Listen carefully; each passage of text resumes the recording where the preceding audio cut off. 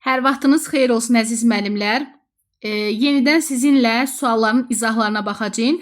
İnşallah ki, ayın 25-i sertifikasiya, MİQ imtahanı isə iyul ayının əvvəli olacaq və o vaxta qədər maksimum şəkildə sadə olmayan suallara sizinlə bir yerdə baxacağım.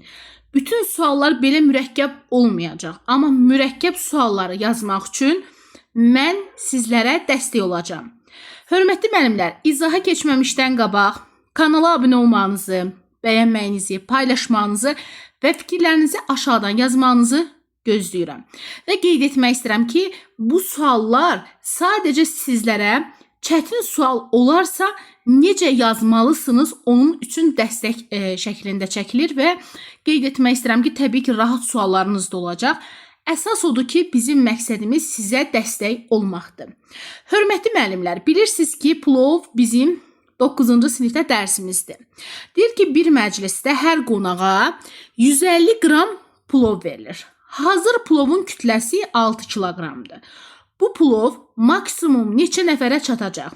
Bilirsiniz ki, qram veribsə kiloqramı qrama çevirməliyəm. Yəni 6 kiloqram 6000 qram deməkdir.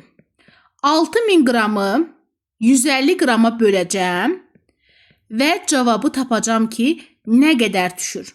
Bunun cavabı edəcək 40 nəfər. Yəni 40 nəfərə həmən plovdan düşə biləcək.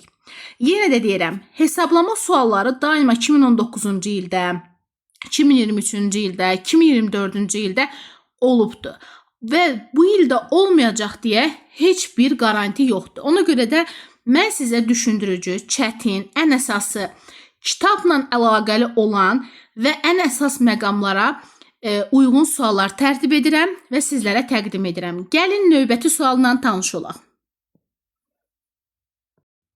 Növbəti sualımız göyərti qutabının hazırlanması bilirsiniz ki 9-cu sinifdə var və göyərti qutabının hazırlanmasında 3 dəstə spanaq, 3 dəstə turşəng, 1 dəstə göy soğan, 1 dəstə şüyüd və 1 dəstə keşniş istifadə edilir. Ümumi dəstə göyərti 9 dəstə eləyir. Yəni 9 dəstəmiz var. Deyir ki, 9 dəstə göyərtinin neçə faizi hansı ki bizim istifadə etdiyimiz spanaq və turşəngdən ibarətdir. Hörmətli müəllimlər, bunu həyata keçirmək üçün birinci nəyi bilməlisiniz? Bizim hər bir belə deyək də məlumatımız 100%dir. Biz öncə bilməliyik ki, burada bizə verilən 9 dəstə 100%dir. 9 dəstə 100%dir. Gəlin baxaq. 9 dəstəmiz 100%dirsə, bizdən nəyi soruşur? Ispanaq və turşəng. Ispanaq 3-dür, turşəng 3-dür. Demək 6 dəstə eləyir. 6 dəstəmiz x eləyəcək. Burada nə eləyəcək? X bərabərdir 100 vurulsun 6 və bölünsün 9. Yəni 100-ü niyə 6-ya vurduq biz? 100-ü ona görə 6-ya vurduq ki, tənasib kimi həll elədik ki, sizə daha rahat olsun, riyazi yolla daha yaxşı biləsiniz. 100-ü 6-ya vuranda 600 eləyir. 600 isə 9-a böləndə 66,7. Yəni 66,7. Orada tamlar qalır. Yəni ümumi yuvarlaq olaraq cavabımız C bənd eləyəcək. Bir də izah edirəm. 9 dəstə 100%dir. 6 dəstəni tapmaq lazımdır ki, çünki spanaq və turşəng verilibdir. Hər biri 3 dəstə, 3 dəstəsə, demək biz 6 dəstəni tapmalıyıq. 6 dəstəyə də x veririk. Və tənasib kimi hesablayanda 100-ü 6-ya vururuq 600 və 600-ü bölürük 9-a eləyir cavab 66,7. İndi gəlin digər suala keçid edək. Digər sualımız qutab xəmiri üçün 600 qram un istifadə olunur. Yəqin ki, bilirsiniz və 200 ml qatıq istifadə olunur. Deyir, qatığın miqdarı unun miqdarının təxminən neçə faizini təşkil edir? Hörmətli müəllimlər, yenə də biz bilirik ki, hər bir şey 100%dir. Bunu tənasüblə də həll edə bilərsiniz. Bayaq dediyim kimi, daha rahat forması da var ki, bizə nəyi soruşur? Qatığın miqdarı soruşur. Qatıq nə qədərdir? 200. Qatığın miqdarını soruşduğuna görə, qatığın miqdarı onun neçə faizini təşkil etdiyi üçün 200-ü böləcəksiniz 600-ə, vuracaqsınız 100-ə. Yəni bunu tənasüb kimi də həll eləyə bilərsiniz, belə də həll eləyə bilərsiniz. Və burada cavab edəcək 33%. Baxın, bizdən qatığın miqdarı unun miqdarından.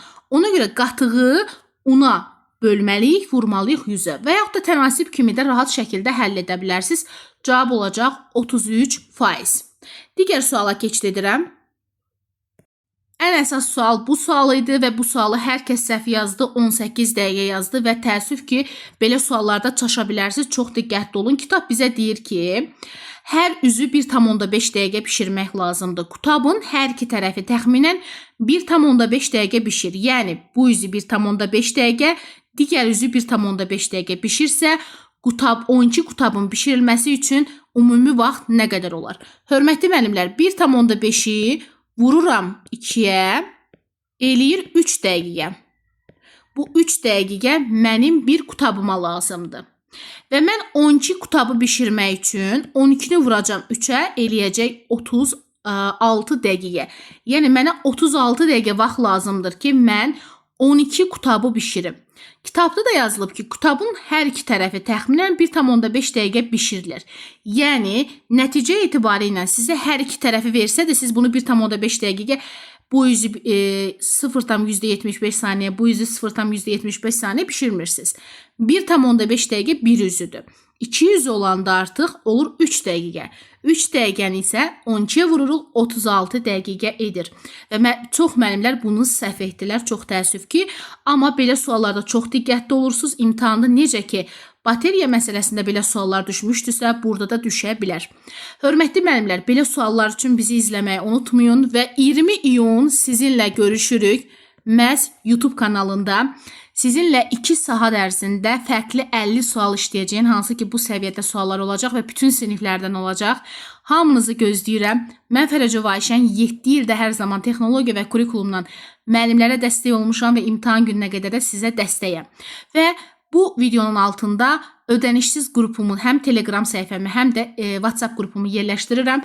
Mütləq şəkildə izləmirsinizsə bizi izləyin. Orada da yeni suallar paylaşıram və dəstək oluram. Özünüzə yaxşı baxın və ən əsası qeyd etmək istəyirəm ki, çox az bir zamanınız qalıbdır.